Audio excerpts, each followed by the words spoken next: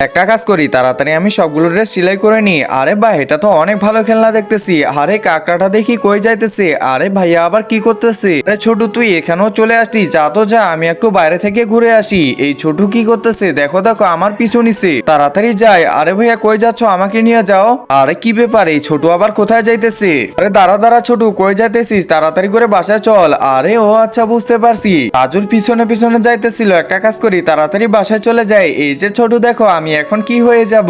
এই যে দেখো, আমি এখন ভালুক হয়ে গেছি। এখন বিড়াল আর কুকুরগুলো কিভাবে ধরি দেখো তুমি। এই যে কুকুরটাকে ধরে নিলাম, এরপর আরেকটা বিড়ালকে ধরে নিলাম। এই তো এই বিড়ালটাকেও ধরে নিলাম। আরে মা, এটা কি করতেছি? ছোট তুমি কোথায়? আসো, তোমাকেও ধরবো। এই তো তোমাকেও ধরে নিলাম।